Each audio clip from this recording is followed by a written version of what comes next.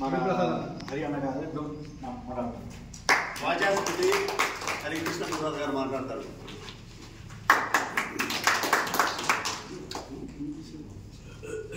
ఈ కార్యక్రమానికి వచ్చేసినటువంటి నా జాతి సోదరులకి పాదాభివందనాలు, మిత్రులకు అందరికీ ధన్యవాదాలు. మరి ముఖ్యంగా హిందూపూర్ నుంచి వచ్చినటువంటి నా సోదరుడు బిఎన్ మూర్తి గారికి, అలాగే నాగేంద్ర అన్న గారికి, హరికి, శ్రీనివాసులు గారికి, మరి ముఖ్యంగా గోరెంట్లపట్నంలో ఉన్నటువంటి జీవిస్తున్నటువంటి మన వృత్తిలో ఉన్నటువంటి వేరే వృత్తిలో ఉన్నటువంటి అందరికి కూడా ధన్యవాదాలు చెప్తున్నాను. మరి ఈరోజు ముఖ్య ఉద్దేశము కార్యాచరణ, భవిష్యత్ కార్యాచరణ ఏంటి అనేటువంటిది ఆలోచన విధానంతో మనం ఇక్కడ సమావేశం ఏర్పాటు చేసుకున్నాం. మరి గోరెంట్లపట్నం నందు దాదాపు 300 కుటుంబాలు జీవనం ఉన్నాయి. క్షౌర వృత్తి మీద ఆధారపడి దాదాపు ఒక 100 కుటుంబాలు ఉంటాయి. అంటే ప్రత్యక్షంగా పరోక్షంగా ఒక 500 మంది లేదంటే 1000 మంది ఉంటారు. మరి ఈ అంశం అనేటువంటిది దాదాపు ఒక వారం నుండి గోరెంట్లపట్నంలో జరుగుతున్నటువంటి మనందరికీ తెలిసినటువంటి విషయం.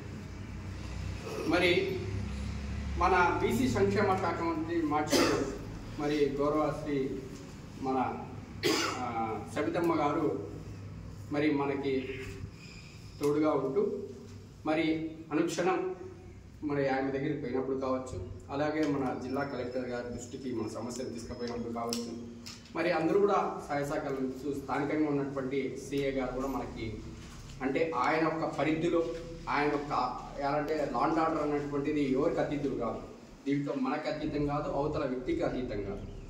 చట్టం ఏం చేయాలో అది చేసుకుంటూ పోతుంది.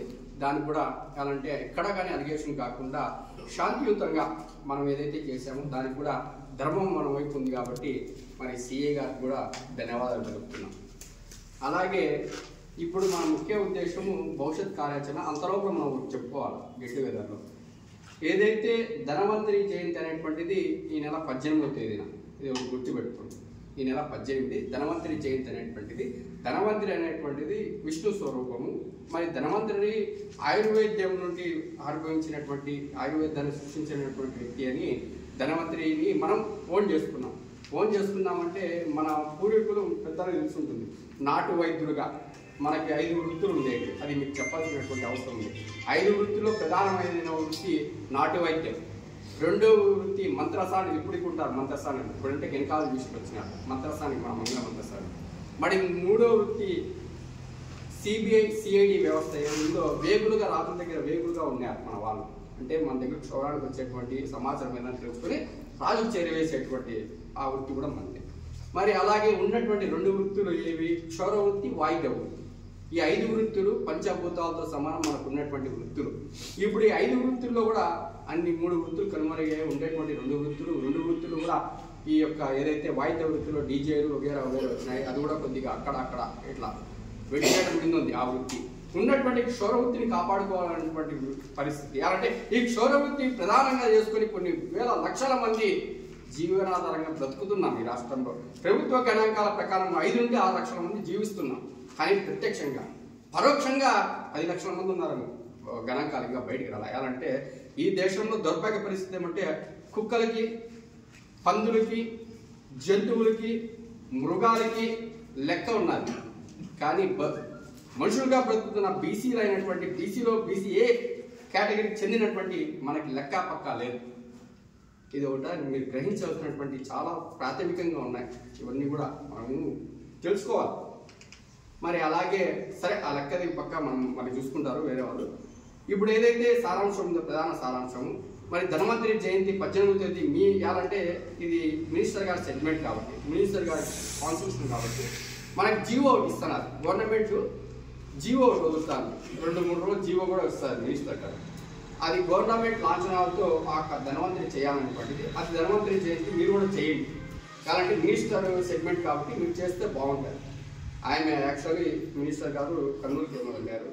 మరి మన వాళ్ళు తిరుపతిలో చేస్తున్న ధనవంతరి జయంతి అడిగేమన్నా పోతారేమో. ఇక్కడైతే మీరు ఎంతమంది అందుబాటులో ఉంటే ఇదే కళ్యాణ మండపంలో ధనవంతరి బొమ్మ తీసుకొని ప్రోగ్రామ్ చేయండి. అలాగే సవిత మహాశివరాత్రి అది కూడా చేయండి. మన మిత్రుడు చెప్పినట్టు అన్ని ఏదైతే కార్యక్రమాలు యథాతథంగా మన పనులు చూసుకుంటూనే మన పనులు ఆటంకం లేకుండా. మరి ముఖ్యంగా ప్రధానమైనటువంటి అంశానికి వద్దాం. ఆ ధనవంతుని జయంతిని ఏదైతే గవర్నమెంట్ లాంఛనంగా చేస్తుందో, ఒకవేళ చేస్తే జీవో ఈరోజు గౌరవ మంత్రివర్యులకి, ముఖ్యమంత్రి గారికి ధన్యవాదాలు, ఎన్డీఏ కూటమి ప్రభుత్వానికి ధన్యవాదాలు, ఈ సంఘం తరఫున, గోరెట్ల సంఘం తరఫున ధన్యవాదాలు తెలుపుతున్నాను. మరి అలాగే ప్రధానమైనటువంటి అంశం ఏదైతే ఉందో, మరి భారత రాజ్యాంగం పట్ల, భారత రాజ్యాంగంలో ఈ భారత రాజ్యాంగం రాసి దాదాపు 75 సంవత్సరాల పైచులకు అవుతుంది. ఈ యొక్క రాజ్యాంగం గురించి స్పష్టంగా మనం తెలుసుకోవాల్సినటువంటి అవసరం ఉంది. రాజ్యాంగంలో మనం ఎలా బతుకుతున్నాం, మన స్థితిగతులు ఏంటి, మనకి ఏం హక్కు ఉంది, ఏ విధంగా పొందాలి, విద్య, ఉద్యోగ, ఆర్థిక, సామాజిక, రాజకీయ రంగాల్లో ఏ విధంగా ముందుకు పోవాలి, మన వృత్తిని ఎలా కాపాడుకోవాలి అనేటువంటి ఎవరి దగ్గరికి పోయినా, ఎక్కడ పోయినా, కలెక్టర్ గారి దగ్గర నుండి అటెండర్ వరకు రాజ్యాంగంలో ఎవరైనా ఏ పనైనా చేసుకోవచ్చు అనేటువంటిది స్పష్టంగా ఉంది అని చెప్తున్నారు. నిజమా పొందమా? కలెక్టర్ గారు ఏమన్నారు, మినిస్టర్ గారు ఏమన్నారు, ఇవన్నీ ఒకటి గ్రహించాలి. రాజ్యాంగంలో ఉన్నటువంటి రుజువులు తీసుకొని మా పొట్ట కొట్టాలనేటువంటి కార్పొరేట్ శక్తుల పేరుతో ఇతరులు ప్రవేశిస్తుంటే మరి మనమేం చేయాలి? మనకున్నటువంటి, మీకు ఫస్ట్లో చెప్పా, 5 వృత్తులు, 3 వృత్తులు కనుమరుగయ్యాయి. ఉన్నటువంటి వాయిద్య వృత్తులు ఇతరులు వస్తున్నారు, ఇతరులు ప్రవేశిస్తున్నారు, అది కూడా డీజేలు వగేరా వచ్చాయి. మనం ఉన్నటువంటి క్షౌర వృత్తి కూడా కోల్పోతే బజార్లో మన పిల్లలు తీసుకుపోయి అడుక్కు తిందామా, జోలి పడతామా? భవిష్యత్ తరాలకు మన వృత్తిని అందించాలనేటువంటి బాధ్యత ఉందా లేదా? అందుకే రాజ్యాంగాన్ని తెలుసుకోవాల్సినటువంటి అవసరం ఉంది. మన సోదరులు ఎస్సీలు కావచ్చు, ఎస్టీలు కావచ్చు, బీసీలు కావచ్చు, మైనార్టీలు కావచ్చు, ఎవరైనా ఏదైనా ప్రోగ్రాం జరిగితే ఆ ప్రోగ్రాం మన చేసిన సహాయం చేయండి, వాళ్ళతో కలిసండి. మిత్రుడు చెప్పాడు, కలిసి చేద్దాం.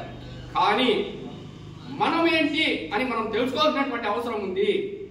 మరి వాళ్ళ స్థాయిలో అధికారులు కొన్ని తెలియకపోవచ్చు, కానీ చెప్పాల్సినటువంటి బాధ్యత మన మీద ఉంది.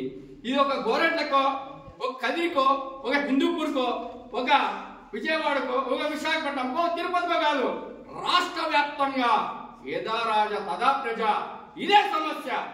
కులవృత్తి కోల్పోతున్నటువంటి వేల వందల సంవత్సరాల నుండి కులవృత్తి మనకు మరొక అని చెప్పినటువంటి ఈ నాగరికతలో, ఈ దేశంలో, ఈ రాష్ట్రంలో ఈ రోజు ఇదే వృత్తిలోకి ఇతరులు ప్రవేశిస్తుంటే అలాగే మనకి వెట్టివేయబడినటువంటి పరిస్థితులు. మరి ఈనాడు మనల్ని ఆనాడు నీచంగా చూసినటువంటి వాళ్ళు ఈనాడు ఆ వృత్తిలో అధిక ఆదాయం పెరిగిందని మన కడుపు కొట్టాలని వస్తుంటే వాళ్ళని ప్రోత్సహిస్తున్నటువంటి ఈ ప్రభుత్వాలు. మరి మనం ఏం చేయాలి?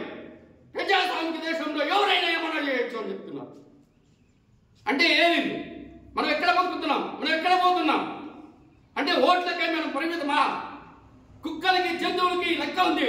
బీసీలుగా బతుకుతున్నటువంటి, మంగళంగా బతుకుతున్నటువంటి, నాయి బ్రాహ్మణులుగా బతుకుతున్నటువంటి మనకి లెక్కలేదు ఈ యొక్క దేశంలో, రాష్ట్రంలో. మరి ఇదంతా గ్రహించాల్సినటువంటి అవసరం ఉందా లేదా? రాజ్యాంగం ప్రకారం మనకి చెప్తున్నారు. లాయర్ గారు నోటీస్ పంపించారు, ఎవరన్నా ఏమన్నా బిజినెస్, ఎనీ బిజినెస్ దాంట్లో ఏమన్నా కాలం ఉందా? అందుకే నేను ఒకటి చెప్తున్నా మిత్రులారా, రాజ్యాంగం ప్రకారం ఆర్టికల్ 15(4) గుర్తు పెట్టుకోండి. ఎవరైనా సరే వచ్చి చెప్పినప్పుడు ఆర్టికల్ 15(4) బలహీన వర్గాల అభివృద్ధి కొరకు ప్రభుత్వం ప్రత్యేకమైనటువంటి చర్యలు తీసుకోవాల్సినటువంటి అవసరం ఉంది. ఓట్లే వేశాం కదా, మనం చెప్పాల్సినటువంటి బాధ్యత, తెలియజేయాల్సినటువంటి బాధ్యత మన మీద ఉంది. అందుకనే మన మిత్రులు నిన్న కూడా సోదరుడు చెప్పాడు, విజయవాడలో పోయి ఇచ్చినారు. కాకినాడ గోపాలకృష్ణ, ఇంకా కొంతమంది మన కార్పొరేషన్ సంబంధించి డైరెక్టర్లు, మినిస్టర్ గారికి రిప్రజెంటేషన్ ఇచ్చారు.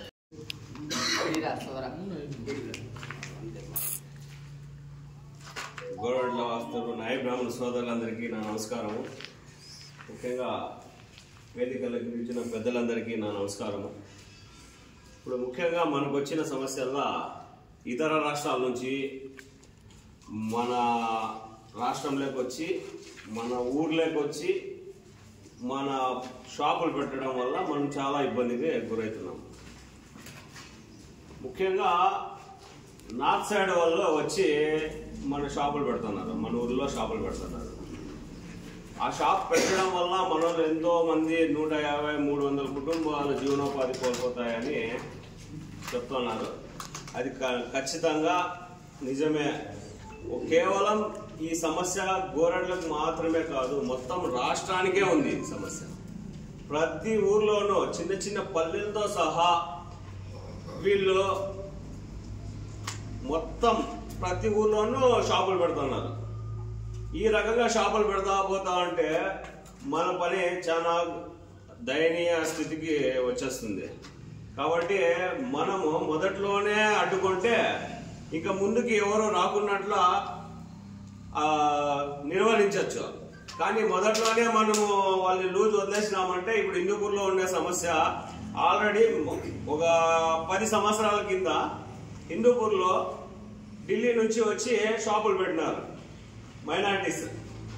వాళ్ళు ఆల్రెడీ షాపులు పెట్టేసి వాళ్ళు ఆధార్ కార్డు చేసుకున్నారు, రేషన్ కార్డు చేసుకున్నారు, మొత్తం లోకల్గా అయిపోయినారు. వాళ్ళు ఏం బా మీరు ముస్లిమ్స్ కదా ఎందుకు ఈ పని చేస్తున్నారు అంటే, అలా మేము కూడా మీ వాళ్ళేనా, కాకపోతే మేము నార్త్ సైడ్ బార్బర్లు ముస్లిం బార్బర్స్ అని వాళ్ళు అనడము. దాని నుంచి మనం ఏం చేయలేక అందరితో ఆపేసి ఒక 4 సంవత్సరాల కిందట మేము సంఘంగా ఏర్పడి, అంతకుముందు సంఘం ఉండింది కానీ ఆ సంఘము ఉందో లేదో ఇప్పుడు మీ పరిస్థితి ఎట్లుందో మా పరిస్థితి కూడా అట్లే ఉండింది. దానివల్ల సంఘం ఉందో లేదో తెలియక మేము ముందుకు వచ్చి ఆ షాపుల్ని ఏవి ఆ ఢిల్లీ వాళ్ళందరినీ పిలిపించి మేము ఆల్రెడీ పెట్టేసిన తర్వాత మనం ఏం చేయలేం కాబట్టి వాళ్ళని అలాగే వదిలేసి సరేనైనా మీరు ఇలాగే ఉండండి, దీని తర్వాత ఎక్స్ట్రా ఎవరు రాకూడదు, ఇంకా దీని తర్వాత ఎవరు రావద్దండి, ఇంకా మీదట ఎవరైనా వచ్చినా మేము ఊరుకోము అని వాళ్ళందరినీ పిలిపించి వార్నింగ్ ఇచ్చి నిలబెట్టించినాం. ఇప్పటికే ఇంకా రీసెంట్గా వచ్చేసి చీప్ అండ్ బెస్ట్ అనే ఒక షాపు మీకు తెలిసే ఉంటుంది, కొంతమంది గ్రూపుల్లో చూసింటారు. ఆ చీప్ అండ్ బెస్ట్ వాళ్ళు ఒక్కరేమన్నా ఒకసారి వచ్చినారంటే నాకు తెలిసి 90% సల్మాన్ అనే పిల్లోడు కూడా చీప్ అండ్ బెస్ట్ కి టైఅప్ అయినాడు అనేది నా ఆలోచన. వాళ్ళు బయట పెట్టడం లేదు, ఎందుకంటే మేము హిందూపూర్లో స్టాప్ చేపించినాం కాబట్టి ఆ ఇన్ఫర్మేషన్ వాళ్ళకి పోయింది. ఈ చీప్ అండ్ బెస్ట్ నడిపేవాడు చెన్నైలో ఉన్నాడు. ఏం సార్ నిజమేనా? ఆల్రెడీ కదిర్లో కూడా వీళ్ళు కదిర్లో ఆల్రెడీ ఒక షాప్ పెట్టినారు, దాన్ని వీళ్ళు చాలా భయంకరంగా అడ్డుకున్నారు. కాకపోతే చేసినారు. ఇంక దాని తర్వాత హిందూపురంలో నేను ప్రస్తుతానికి నిలబెట్టినాం. సేమ్ మీదేముందో సిచ్యువేషన్ మాకు కూడా అదే ఉంది. వాడు నిలబెట్టినాడు, కాకపోతే పూర్తిగా నిలబెట్టి తీసేయలేదు. అట్లాంటి వాడు కూడా విశ్వ ప్రయత్నాలు చేస్తున్నాడు మళ్ళీ షాప్ పెట్టేదానికోసము. మేము దాన్ని అడ్డుకుంటానే ఉన్నాము. ఇదే విధంగా మనం అడ్డుకుంటా ఉంటే తప్ప ఫ్యూచర్లో మన పిల్లోళ్ళకి మనము ఆయన చెప్పిన ఇంసేపు మన పిల్లలకి మనము నాయన నేనేం చేస్తా అంటే బార్బర్ షాప్ లో అదే మంగళ పని చేస్తా అంటే అని చెప్పుకోవాల్సింది వస్తుంది. ఇంకా కచేరీలు పెట్టుకుంటా పోతే నాయ బ్రాహ్మణులు అని చెప్పుకోవాల్సింది వస్తుంది. మనం కూడా మన పిల్లలకి మన తాత వాంచాండా మన నాయన వాంచాండా ఎవరైనా వస్తే చెప్తారు. ఇప్పుడు అక్కడ వాళ్ళు వాంచుకున్న వాళ్ళంతా ఏదో నాయ బ్రాహ్మణులు కాదన్నట్ల, ఇంక వాంచే వాళ్ళంతా వాళ్ళు మాత్రమే నాయ బ్రాహ్మణులు అన్నట్ల ఫీల్ అయిపోతా ఉంటారు. మొత్తానికి మన కులవృత్తిని మనము మంగళవాళ్ళని చెప్పుకునే దానికి నామూషి పడకుండా ఎప్పుడు ఉంటామో అప్పుడు ఐక్యత వస్తుంది. ఇప్పుడు వచ్చింది ఐక్యత బాగుంది. గోరెంట్లలో మెయిన్ మొన్న వచ్చినప్పటి నుంచి చూసినాం మేము. పోలీస్ స్టేషన్ దగ్గర కానీ ఎక్కడికన్నా కానీ బాగా వచ్చినారు జనాలు. మీరు ఇదే రకంగా ఐకమత్యంతో ఉంటే మనల్ని ఎవరు ఏం చేయలేరు. ఖచ్చితంగా మీకేం చేద్దండి, మీరు వచ్చి అక్కడికి ఏం కొట్టద్దండి, ఎవరికి ఏం సంపద్దండి, ఎవరికి ఏం తిట్టద్దండి, నిలుచుకోండి ఆయన అంతే. మనోడు వచ్చినారు, మనకి సమస్య వచ్చింది, నిలుచుకోండి. పెద్దలు అన్నగారు చెప్పినట్లు ఇదే రకంగా మనకి ఈ కళ్యాణ మండపానికి కూడాను సహకరించండి. మీరు బార్బర్ షాప్ సమస్య వస్తానే మీరు ఇంతమంది యూనిటీగా వచ్చినారు. ఇదే యూనిటీనే ఈ కళ్యాణ మండపానికి కూడాను మీరు అభివృద్ధి కోసము సహకరించమన్నారు. సంతోషము. నా వంతుగా ఒక చిన్న సలహా ఏమి ఇవ్వడం జరుగుతుందంటే మేమైతే హిందూపూర్లో సంగీత పాఠశాల ఉంది. మీకు అందరికీ తెలుసు, చూసినారు. ఆ స్థలానికి కూడాను మాకు కూడా ఫండ్స్ లేవు. దానికి మేమేం చేసినామంటే మన వాళ్ళందరూ కలిసి ఒక చీటీ వేసినాం. ఒక ఒక 3 లక్షల చీటీ వేయండి. 3 లక్షల చీటీ వేసి ఏజెంట్ చీటీ 3 లక్షలు 2వ నెలకో 3వ నెలకే వస్తుంది. ఆ డబ్బులు దీన్ని తెచ్చి ఖర్చు పెట్టండి. 20 నెలలు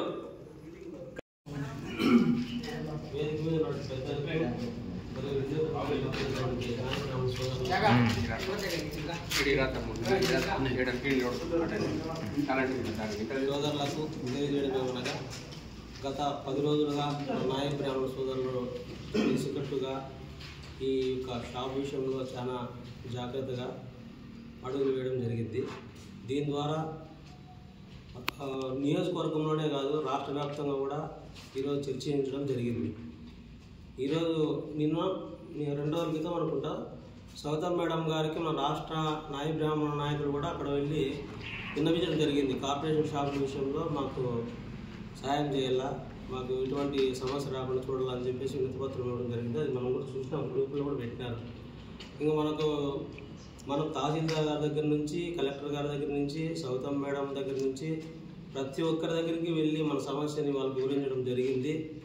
అలాగే మనకు ప్రెజర్ ఎక్కువ ఉన్నా కానీ ఒక్కొక్కరితో పిలిపించి వాళ్ళలో ద్వారా వాళ్ళకి ఏమేమి మాట్లాడాలా, ఏం చేయాలి, ఏ రకంగా ఏ విధంగా దీన్ని తీసుకొని పోవాలా, రాజ్యాంగపరంగా ఎట్లా తీసుకొని పోవాలా, దీన్ని ఎట్లా ముందుకు తీసుకొని పోయి షాప్ బంద్ చేయించాలనే విషయంలో సిఐ గారు మనకు లేట్ చేసినా కానీ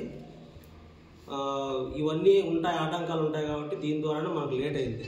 కాకపోతే వేరే రకంగా అయితే మనం ఆయన డబ్బులు తీసుకున్నాడనో ఇంకోటనో చాలా మంది మనల్ని కూడా అనుకున్నారు. అవన్నీ అయితే అవాస్తవము. ఇది ప్రెజర్ ఎక్కువ, పైనుంచి ప్రెజర్ ఎక్కువ వచ్చింది. మేడం గారు అయితే డైలీ ఫోన్ చేయడము, ప్రజలు మన నాయకులు కూడా ఫోన్ చేశారు, మన వాళ్ళు కూడా ప్రెజర్ చేయడం జరిగింది.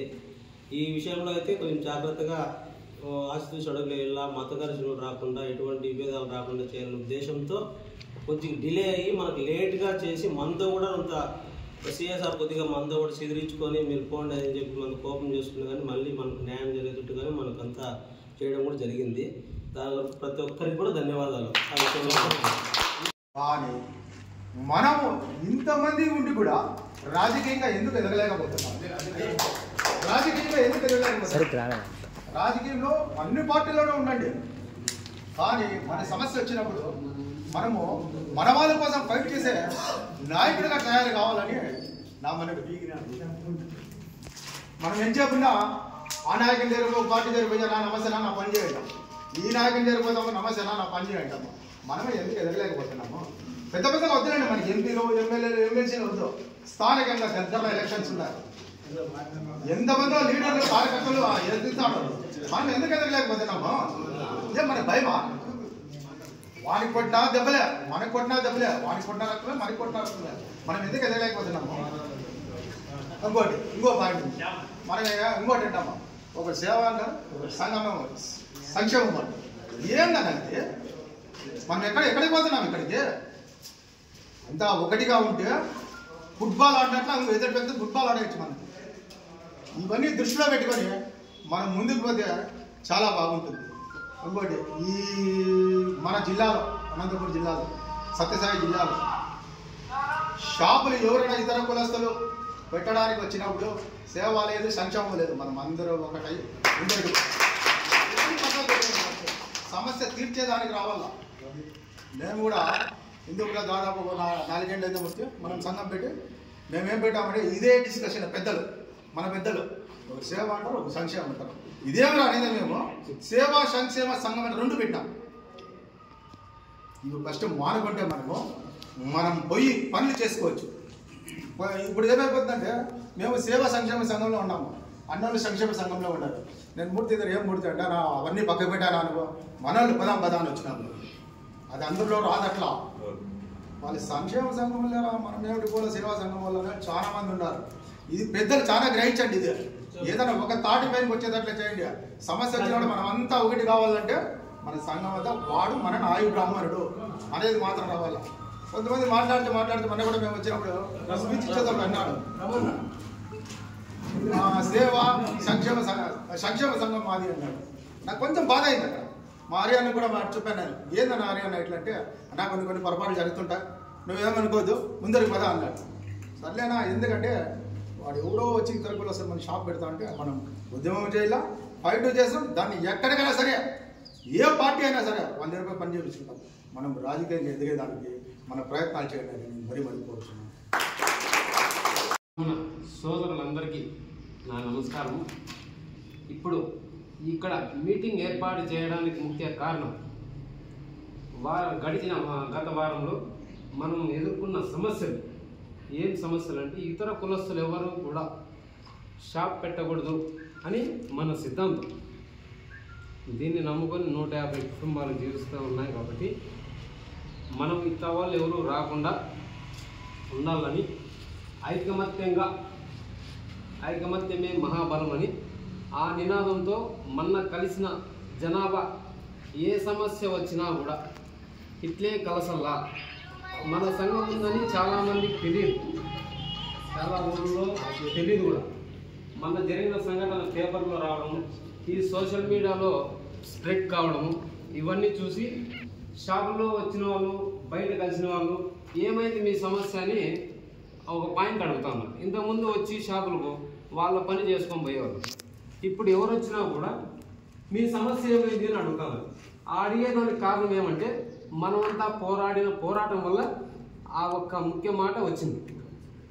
ఆ మాట అట్లే కంటిన్యూగా జనాల్లో ఉండాలని, అది ఉండాలంటే మనం చేయాల్సిన ముఖ్యమైన పని ఏమంటే ఇదే కలిసికట్టుగా ఏ సమస్య వచ్చినా ఇట్లే ఎదుర్కొని దాన్ని జయించాలని ఒక ముఖ్య సందేశం. ఆ సమస్య ఏమన్నా జయించాలంటే మనం ఏం చేయాలంటే దానికి కొన్ని ఉదాహరణలు. రీసెంట్గా కల్లితాండాలో మురళీ నాయక్ అనే ఒక ఆర్మీ జవాన్ మృతి చెందినాడు. ఆయన మృతి చెందినప్పుడు కులమతాలకు అతీతంగా, రాజకీయాలకు అతీతంగా చాలా పార్టీలు ఆయన ఒక బ్యానర్ పట్టుకొని ర్యాలీ చేసినారు. ఆయనకు ఒక సంఘీయ భావం తెలిపినారు. అన్ని కులస్తులు, అన్ని పార్టీలు అందరూ. కానీ మన నాయి బ్రాహ్మణులు ఎక్కడ కూడా ఏవి చేయం. కాబట్టి జనాలకు తెలియదు మనం ఉన్నామా లేమా అనేది తెలియదు. ఎవరు వచ్చినా వాళ్ళ పనులు చూసుకొని పోతారే తప్ప ఎవరు మనల్ని గుర్తించలే. మనల్ని గుర్తించాలా అంటే ఇట్లాంటివి ఏమన్నా ఒక బ్యానర్ ఎవరైనా అది మురళీ నాయక్ కావచ్చు, లేదంటే మహాత్మా గాంధీ జయంతి కావచ్చు, మన అంబేద్కర్ జయంతి కావచ్చు, ఏది జరిగినా కూడా మన సంఘ సభ్యులు ఒక బ్యానర్ పట్టుకొని ఒక ర్యాలీ చేసి ఒక పూలహారం వేసి పేపర్లకు, ఒక సోషల్ మీడియా ద్వారా ప్రజల్లోకి వెళ్తేనే మనతో గుర్తిస్తారు. ప్రజలు చూస్తారు, ప్రజా నాయకులు చూస్తారు, ప్రజా ప్రతినిధులు చూస్తారు, అందరూ చూస్తారు. అందరూ చూస్తేనే మనకు గుర్తింపు వస్తుంది. ఆ గుర్తింపు వస్తేనే పెద్ద పెద్ద నాయకులు కూడా వీళ్ళకు ఒక సంఘం ఉంది, ఒక యూనిటీ ఉంది, వీళ్ళని మనం పట్టుకోవాలా, వీళ్ళ ద్వారా మనకు ఓట్ బ్యాంక్ ఉంది అని గుర్తిస్తారు. వాళ్ళందరూ వాళ్ళే మన దగ్గరికి వస్తారు. వాళ్ళు వచ్చిన తర్వాత మన డిమాండ్ వాళ్ళ ముందర పెడతాం. ఈ మన సంఘం తరఫున ఇప్పుడు మనకు ఒక సంఘం ఉంది, ఇక్కడ ఒక కమిటీ హాల్ ఉంది. మా కమిటీ హాల్కి ఏదన్నా మీ తరఫున సహాయం చేయండి అని అడుగుతాం. లేదా వాల్మీకులు, వడ్డీ వాళ్ళు, ప్రతి ఒక్కరూ కూడా కురుబలు, అన్ని కుల నాయబ్రాహ్మణ సోదరులకి అందరికీ నమస్కారం.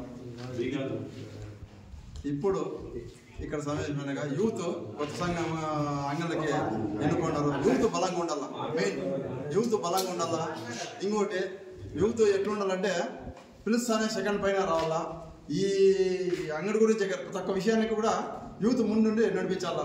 ఏం లేక వాళ్ళగా అయిపోయింది కానీ నాకేమవుతుంది పక్క పోయేది ఇవుండు అట్లుంటే ఇప్పుడు యూత్ నాకు వద్దప్ప అని కొంచెం తప్పుకొని మళ్ళీ వేరే వాళ్ళు వస్తారు. ఎలాంటి ఇప్పుడు ముందుకు ముక్తారు ఒక 5 మంది, మళ్ళీ వద్దులనేసి నాకేమో నా పని అయిపోయింది లేకపోతే మళ్ళీ అంగడిలో పని చేసిన అట్లుండి కూడా యూత్ అంటే గన్ మాదిరి ఉండాలా. పిలుస్తాను ఎనీ టైం రావాలా ఉండాలా. ఇంకోటి ఏమంటే యూత్ వారం ఒక బుక్ పెట్టుకోండి, బిల్లు బుక్ అంగడి తిరిగి కలెక్షన్ చేయండి. ఎలాంటి ఈ తగ్గించి ఇలారు ఎవరు అంగడి తగ్గపోతే శనివారము పెట్టుకోండి. శనివారం పెడితే కలెక్షన్ బాగా అవుతుంది, ఆధారం పెట్టుకోండి. అప్పుడు కలెక్షన్ అవుతాయి. అంగడి తగ్గ 50 రూపాయలు బుక్ కోసం చేసి బుక్ చేసి రసీదు ఇచ్చండి. కింద ఇంకో డూప్లికేట్ రసీదు ఉంటుంది, 50 రూపాయలు దానిలో ఉంటుంది. నెల మీటింగ్ పెట్టి కౌంట్ చేయండి. ఇంక మేలగాలంటే మీ ఇష్టం. ఏమేమి మేలగాల సత్రాలు పోయేటట్టు ఒప్పుకుంటే పోవచ్చు. దాని రూల్స్ పెట్టాలంటే పెడదాం ఇప్పుడే. అట్లా ఇప్పుడే ముందు మాదిరి అంగళంగా తిరిగి చేస్తామంటే చేద్దాం. యూత్ పక్క ఉండాలి బాగా. ఇప్పుడు మనలో చాలా మంది ఐక్యత లేదు. వాస్తవం మనలో ఎందుకు పడతా అంటే ఇప్పుడు అంగడి విషయంలో కానీ ఎన్ని దఫాలు ఎన్నిక తిరిగినా తెలిసిన ఎన్ని దఫాలు ఎన్ని ప్రతి అంగడిలో తిన్నాను. ప్రతి ఒక్కరికి ఇప్పుడు ఎట్లా వచ్చిందో ప్రతి ఒక్కరిలోనే అట్లే ఉండాల. ప్రతి విషయంలోన ప్రతి ఏ ప్రాబ్లం వచ్చినా మనలో ఏ ప్రాబ్లంలో ఉన్నా కానీ ప్రతి ఒక్కదానికి ఇట్లా ఉండాలి. దానికి ఒక సమస్య తీసుకోవాలా. ఒక 5 మంది గ్రూప్ వేసి షాపులకే సపరేట్ షాపు మాత్రమే సపరేట్ వేసి ఈ దాని పని మీద మళ్ళా చేద్దాం. సపరేట్ వేసి రేపు కాడ ఏమన్నా ప్రాబ్లం వస్తే అందరితో ఇబ్బంది పడి వాళ్ళు అడుక్కోకుండా ఒక కమిటీ ఒక అకౌంట్ చేయించి అకౌంట్లో ఎక్కేసి ఏ ప్రాబ్లం వచ్చినా ఏది వచ్చినా ఒకరితో ఆశించుకోకుండా వాళ్ళు దాంట్లో తీసుకొని ప్రతి ఒక్కరు వచ్చేటట్టు చేయాల. అది ఇంకొకటి షాపులో షాప్ అన్నా కానీ ఇది విషయం అంటే ఇది నిలిచిపోయిందని కాదు. ముందర చాలా వర్క్ ఉంది. ఇప్పుడేం నిలిచిపోయిందిగా అయిపోయిందిగా అనుకోనిట్లేదు. ఇప్పుడు ఈరోజు ఉండొచ్చు, నెక్స్ట్ సారికి మళ్ళీ లేస్తాడు. వాడు లేచినప్పుడు నెల రోజులైనా షాప్ బంద్ చేయాల. నెల రోజులైనా షాప్ బంద్ చేసి ప్రతి ఒక్కరు నిలబడాల. ప్రతి సంఘాలను తరలే మనం పోతా అంటే ప్రతి సంఘం వస్తుంది వెనుక. మనం ఫస్ట్ మనం షాప్ ఈ గవర్నమెంట్లో నెల రోజు బంద్ చేసినప్పుడు అంటే ప్రతి ఒక్కరికి అవసరం. మన అవసరం ప్రతి ఒక్కరికి అవసరమే. అందరికీ తెలిస్తే సంఘం ఉందప్ప వీళ్ళు ఆడ వరకైనా పోతారో ఇటుకే స్టాప్ అయిపోవాలా వద్దు అనే రాజకీయ నాయకులతో నుంచి ప్రతి సంఘాలు ప్రతి జనాలకి తెలియాల. మనం ఇప్పుడు అయిపోయిందిలే ఇంకా అయిపోయింది నిడిచిపెట్టేస్తాంలే ఇంకా ఏముందిలే అనుకుంటే అయ్యేది కాదు. ఇప్పుడు ఇంకా స్టార్ట్ అంతే ఉంది. ఇప్పుడు స్టార్ట్ రేపు కాడ ఇంకా ఉంది. అది ఇప్పుడు నిలబెట్టేసినట్టు. ఎందుకంటే ఇప్పుడు ఏమో టీడీపీ ఉంది, ఏమో అన్నోళ్ళు ఉన్నారు, అందరికీ ఓకే. వైఎస్ఆర్ వచ్చినప్పుడు 4 ఏళ్ళ తర్వాత ప్రతి సంవత్సరం అక్కడ వాళ్ళకి చూసి మాట్లాడు. ప్రతి సంవత్సరం అంటే ప్రతి చోట్ల అంటే కర్ణాటకలో కావచ్చు, లేకుంటే ఇక్కడ ఆంధ్రాలో నేను చాలా తక్కువగా చూస్తుంటా. కర్ణాటక, తమిళనాడులో కచేరీలు ఎక్కువ జరుగుతుంది. అంటే అది మనము లైక్ ఇట్ ఈస్ సారీ ఇది ఏమంటారు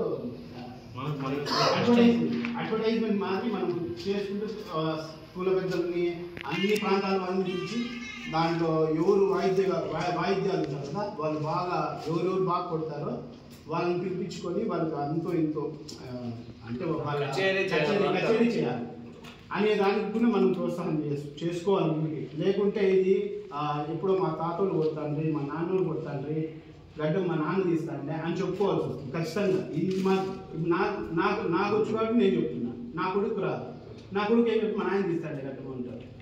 అదొకటి మనం ముందు చేసుకుంటే ఇక్కడ చేసిన నా సోదరులకి కూడా బయట పరిచయం పెట్టుకున్నాను. నేను ఎందుకంటే ఎక్కువ పరిచయం చేసుకోలేదు. సంఘం తరపున వచ్చిన పెద్దలకి, గవర్నమెంట్ నాయ బ్రాహ్మణ్స్కి అందుకు నా హృదయపూర్వక సపోర్ట్ వచ్చింది. ఓకే, అన్న చెప్పినట్టుగా బాగా మాట్లాడారు. దీన్ని బట్టి చూస్తే మనం గవర్నమెంట్లో ఒకప్పుడు మనతో అవమానం చేసిన వాళ్ళు అంటే నాయకుడు మనతో బార్ అజాం అని ఉండేవాళ్ళు ఈరోజు షాప్ పెట్టి రెడీగా అవుతున్నారు. అంటే వాళ్ళు సిగ్గు లేదంత మాత్రము. మన వృత్తిని అవమానంగా పరిచిండేవాళ్ళే మళ్ళీ ఈరోజు ఆ వృత్తికి అర్హులుగా రావడం వాళ్ళే తప్పు. కాబట్టి మనం ఏదో గవర్నమెంట్లో ఐక్యతగా ఉంది, దాన్ని గవర్నమెంట్ లీడర్స్ అంతా మనకి సహకరించినారు, మేడం సహకరించినారు. సీఏ కూడా ఒకప్పుడు ఎన్నికతోకు తొక్కి మళ్ళీ ఈ యూనిటీని బట్టి ఆయన కూడా ఎన్నికతోకు తొక్కినప్పుడు మళ్ళీ మనకు సపోర్ట్ చేసినాడు. దీన్ని బట్టి చూస్తే ఇదే ఐక్యతగా ప్రతి విషయంలోనూ ఉంటే ఎవరు ఏం చేసుకోలేరు గవర్నమెంట్లో. అదే ఈ సందర్భంగా ఇవి కాక ఇంకా ఉన్నాయి మాట్లాడేటివి కానీ ఉన్నాయి. చాలా దాంట్లో స్టార్ట్ చేసుకుంది. ఏం లేదు నాయ బ్రాహ్మణ ఇక్కడ మన షాపులో వాళ్ళు హిందీ వాళ్ళని వేరే వాళ్ళు పెట్టుకోకుండా మన కులస్తులకి సహకరించాలని కోరుకుంటున్నాం. వేరే షాపుల వాళ్ళు బిజినెస్ పరంగా ఒక షాప్ పెట్టేసి హిందీ వాళ్ళని పెట్టేసి బిజినెస్ చేస్తాం అనుకోకుండా మన వాళ్ళకే సహకరించాలని కోరుకుంటున్నాం.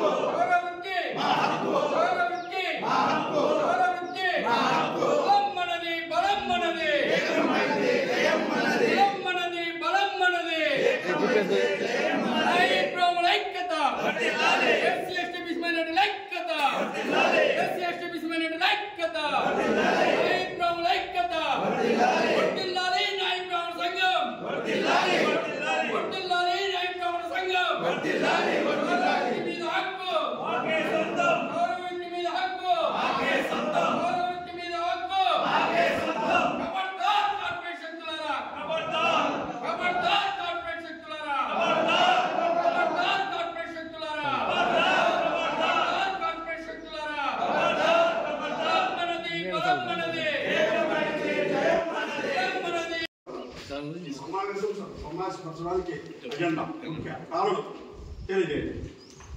అందరికీ నమస్కారము. నాయ అందరికీ మన కోసం ఇంత దూరం వచ్చి ఎన్నో విధాలుగా మనకి ఇంతకుముందు కూడా మనకి ఏదైనా ఇట్లా ఇబ్బంది ఉన్నప్పుడు మన కోసం వచ్చి ఎన్నోసార్లు ముందరకు వచ్చిన మన మూర్తి గారు, అలాగే హరిప్రసాద్ గారు, అలాగే నాగేంద్ర అన్న గారు, అలాగే మూర్తి గారు, అలాగే అన్న గారు, అందరికీ నమస్కారము. ఇదే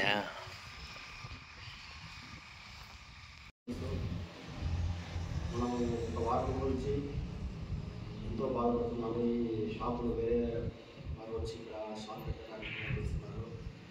వాళ్ళని మనం ఎన్నో విధాలుగా ఎన్నో పోయినాము, మాట్లాడినాము. వాళ్ళు అన్నింటికి ముందరికి వచ్చి పెట్టడానికి చాలా ప్రయత్నం చేసినారు.